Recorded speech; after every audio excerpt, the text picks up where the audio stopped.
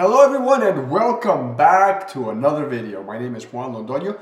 Today we're going to talk about a quote from Ansel Adams that basically says, you don't make a photograph just with a camera.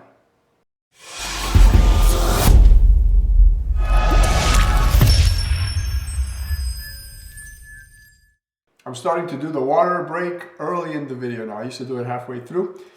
Get your water, get your tea, get your coffee, get something that has liquid, healthy liquid. And hydrate yourself. This is water. It's so nice and cool. Even though it's winter, I got so used to drinking water, I get thirsty. So get something before you sit down to watch the video. Pause it for a second and I'll join you back here. Please like and subscribe. It takes the channel a long way, especially now that I'm hitting it hard this year. I don't get paid for doing these, right? Not yet anyway. So once I have enough gathering and followers and all that stuff, views, that might happen and I hope it does. But right now, the views, the likes, the comments, it means a lot to me. It keeps me coming back to the channel, responding. I love to do that stuff. I love to communicate with you guys. So thank you. Another quick pitch. Go to my website, the link is in the description, and when it prompts you for an email address, just give the email address, you don't have to give anything else. I want to start doing a monthly newsletter. I'll keep you posted on certain events. If I'm going to exhibit somewhere, or I'm doing something special, I'll have special topics that I'm not going to do videos for, short articles and things like that. And I'm going to give away, starting probably in March of 2024, I'm going to start giving away a photograph, a signed photograph. I haven't decided on the size yet, maybe an 8x10, matted, and I'm going to do one every month, okay? So you have to be on the email distribution list in order to win one of those. Very easy, just go in, subscribe to the email, and you can always unsubscribe, right? I'm not going to be flooding your email inbox with stuff. Maybe twice a month you'll get something from me, right? And then the announcement will come also in an email of who won, so you know it's all happening. I'm not just making it up. So let's begin with Ansel Adams' comment. It's kind of a long one. His not a quote. I mean, it was something that he said, right? And it was quoted. So we're going to quote it here. So basically, you don't make a photograph just with a camera. You bring to the act of photography all the pictures you have seen, the books you have read, the music you have heard, the people you have loved. And we don't think about it until somebody like Ansel Adams has to point it out, right? But it's true. Most of everything that happens in our lives is much more complicated than we give it credit for, right? And we take a lot of these things for granted, right? You and I go out with our cameras, we're shooting pictures, never in our life thinking that what we're shooting is connected to the life we've lived to this point, right? The things that we enjoy, the things we've seen, right? The things we're trying to mimic. So it's not even that we go and all of that stuff helps us decide if we're going to take this picture or that picture. It goes even further back, right? The fact that I travel to big cities to take pictures has a lot to do with the way I was brought up and where I was brought up. Even before I get to the location, right? I'm already deciding what location I'm going to go shoot just because of the way I was brought up. I was raised in New York City, so I travel to New York City once or twice a year. Thank God my brother lives there and I can stay with him. And I have a good friend there as well, and I can shoot with him.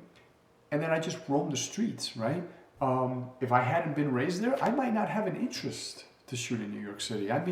If I had been raised in the mountains somewhere, my yearly trips might be more to mountains. So all of this is amazingly intricate and all is connected. I can add to this our upbringing, our personality, our values, our likes and dislikes, our experiences, the outcome of our decisions, our environment, and our beliefs all influence our photography. They influence what we photograph, how we photograph, our choice of lenses, and even the camera that we buy, right? That's how intricate all of this is. And there's a friend that I've made on here, right? On YouTube and Instagram. His name is Jonathan. And Jonathan, if you're watching, you know who you are, right? Jonathan is from Canada. I'm going to apply his link, his Instagram link, so you can follow him. He's got really, really nice photography, beautiful photography. And my friend Faras, which lives in New York now, he just got back from San Francisco. He tried San Francisco for a year, and a New Yorker can't leave New York, right? So if you're watching Faras, I hope you're laughing right now, not crying. So the reason I bring these guys up is because they each have a wonderful style that they've developed, right? And I'm going to challenge them right now, and I'm going to challenge you. If you have your own style, I'm embarrassed to say I'm in my 50s and I don't have my own photography style. I shoot everything and I'm all over the place, right? I've always thought about that. I've always wanted to have like my own style. Maybe I do. Maybe I just, don't think about it. But these guys have their own style, and maybe you do as well, right? And if you don't have one yet and you're looking for it, think about this. I challenge Jonathan and Faras and the rest of you out there with your really embedded style that you've developed over the years, to ask yourself, take one of your pictures and look at it. Take the last posting, right? Or just look at the last 5. Look at them and say, what about my life has led me to photograph this way, right? So for you, Jonathan, I would say, look at your pictures, right? Very abstract, very mysterious, very dark. Ask yourself, was it the way I was brought up? Was it my family life, right? Where did I live? Was it a bright setting? Was it a dark setting, right? How was the relationship between my parents? How was the relationship between my siblings, right? For us, same for you, right? You love the city. You exclusively do black and white, and you have a very distinct style. For each of you, I can look at your pictures and almost immediately know that it's your photography. Even if people throw out 20 pictures on a table, I'm going to be able to pick your pictures out. And I think that's fantastic, right? You've developed a style you should be very proud of. So, but what has led you to that, right? Is your beliefs, right? Look at your pictures. Look at a couple of them and ask, what has led me to this style? I think it's an interesting question, right? Because now we start asking those questions we just thought about, right? That we just brought up. Our family, our friends, right? What happened in our past that maybe influenced the way I shoot, the way I see things, right? What I choose to present to the world. We did a video before this one on when we take pictures, choosing to show people what we see in front of us or showing people how we feel, right? And this is that side of photography, but actually it covers both. The way we were brought up, the way that we've been shaped and molded through the years is going to help us decide if we're the kind of photographer that shows people what we see, simply with very little editing. That's why some people still use film, because they don't have to muck with it, right? They take the picture and they present it. Or are we the type of photographer that wants to show people how we feel? Or even the third category, how we want them to feel, right? So we edit stuff to make them feel a certain way, right? All very interesting. It's important to note here that one of the things this comment from Ansel Adams leads us to is to realize that we are so mentally polluted, right? And I don't say it entirely in a bad way, because it's an accumulation of our life, but not all of the stuff we've accumulated is good.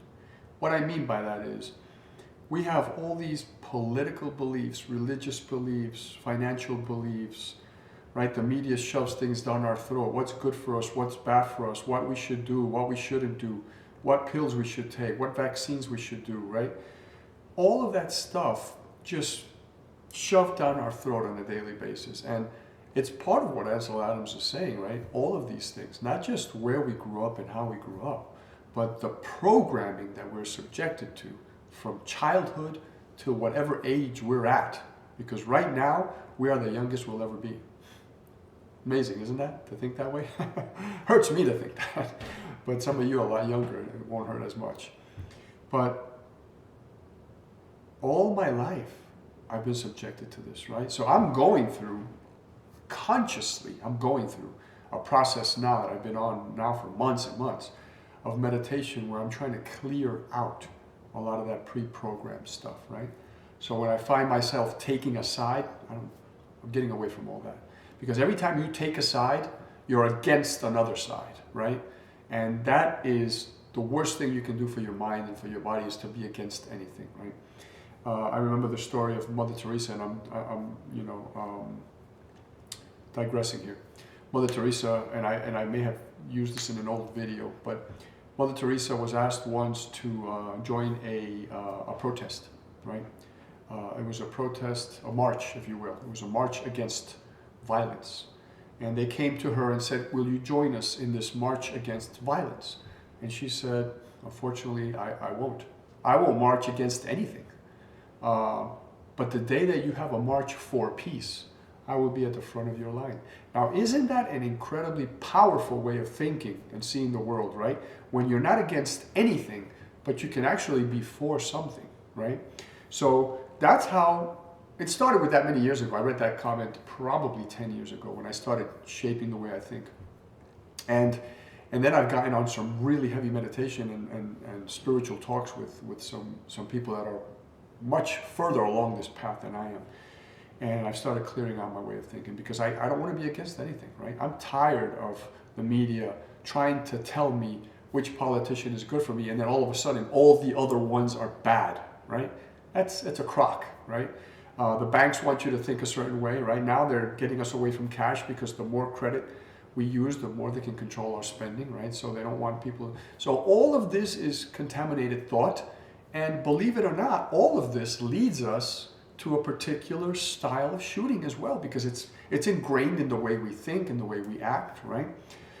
So just keep that in mind, right? I just wanted to add this little thing here because not just for our photography, one of the reasons I do these videos is to connect photography with life. And if we can improve our photography, many times it's so connected to our life that we can use those same principles to improve our life, and vice versa.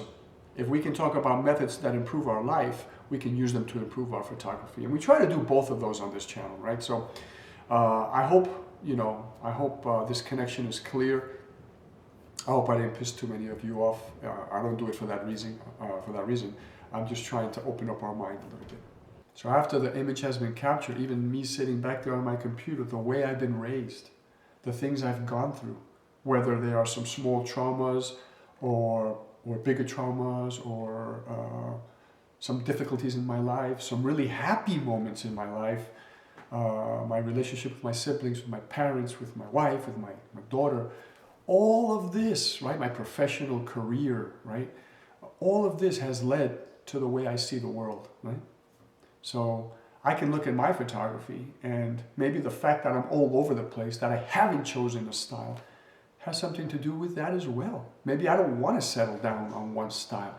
Maybe part of the way I was raised, going to South America to spend my summers, living in New Jersey for a little while, studying in New Jersey, living in New York, living in Florida, living in Georgia, all over the place, seeing different things. Maybe that's led me to just want to photograph everything: flowers, animals, landscapes, cities, abstracts, portraits, animals, babies, right? All of it, weddings, events, I've done it all. So I have to ask myself the same thing. So stop and ask yourself, and if you don't mind sharing, leave it in the comments, right? Look at a few of your last pictures, and if you figure out what about you has led to this method that you've chosen for shooting, post it if you can, share it. I'd love to read it. And let me know, right?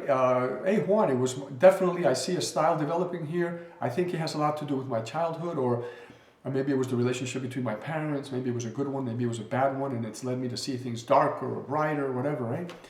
Analyze that and let me know if you don't mind. I don't have too much else to say about this topic. Other than, if you're looking for a style and you're starting to see one develop, ask yourself early on, why am I choosing this, right? Some people already have a style they want to develop. They're just having trouble getting there. Ask yourself at that point, why am I choosing that? Why am I trying for all my photographs to look this way? Same thing, right? So this is not a long video. I didn't want to make it long. I just wanted to spur some thought real quick. Let me know what you think, and if this was useful and just sparking a little brain activity. And I hope your photography journey for 2024 and the years to come starts to shape into something that you can connect with your past. And I think that'll make us all more aware when we're shooting, right? Definitely more aware.